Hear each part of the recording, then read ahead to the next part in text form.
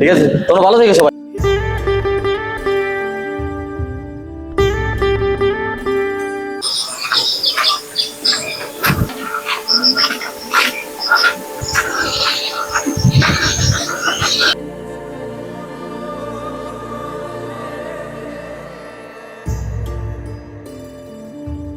আসসালামু আলাইকুম। কোথায় রাখবো? এদিকে তাহলে কেমন খাইবো?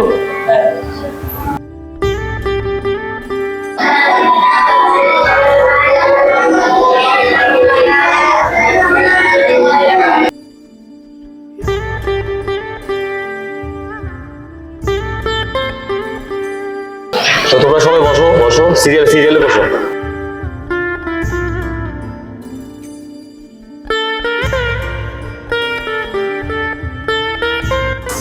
তো গাইস, তারা এখানে আছে 1 2 3 4 5 6 7 8 9 10 11 12 13 14 15 16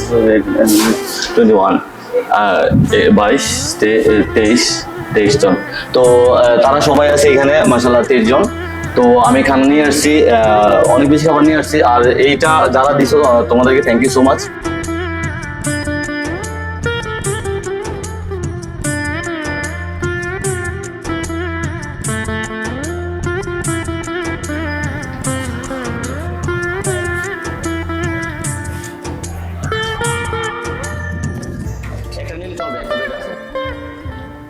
নিচে ধরো, নিচে ধরে যাবে।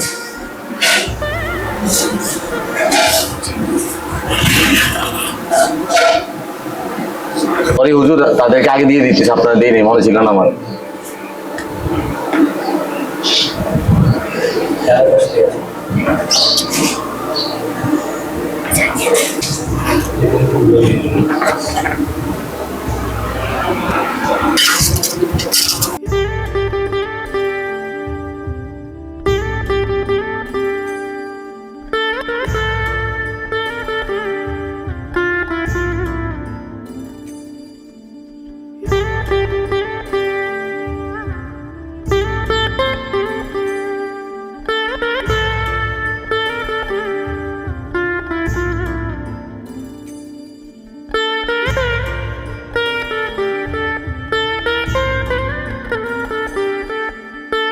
প্রবাসী ভাই যারা খাওয়াইছেন আলহামদুলিল্লাহ, দোয়া করি আল্লাহ তাআলা আপনাদের মা বাবার হায়াতে নেক হায়াত দান করুক, আপনাদের কামাই রুজির মধ্যে বরকত দান করুক।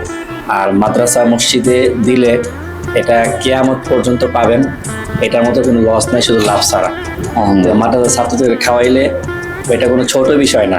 মাদ্রাসা ছাত্রদের খাওয়াইলেন মানে আপনি তালিবুল ইলমকে খাওয়াইলেন। আর তালিবুল ইলমদের ব্যাপারে বলা আছে, তারা মাদ্রাসা ছাত্র, এদের পায়ের নিচে ফেরেশতারা পর বিছাইয়া দেয়। সেই ক্ষেত্রে যারা খাওয়াইছেন আলহামদুলিল্লাহ, এটা অনেক বড় একটা সওয়াবের কাজ। তারা যতদিন কোরআন শরীফ পড়বে, এই কোরআনের হাদিয়া ও সওয়াব আপনাদের আমলনামায় যাবে আলহামদুলিল্লাহ। এই জন্য সর্বহালতে মাদ্রাসা মসজিদ যেখানে আছে মাদ্রাসা মসজিদের সহযোগিতা করার চেষ্টা করবেন। আর ছাত্রদের খোঁজ খবর নেওয়ার চেষ্টা করবেন।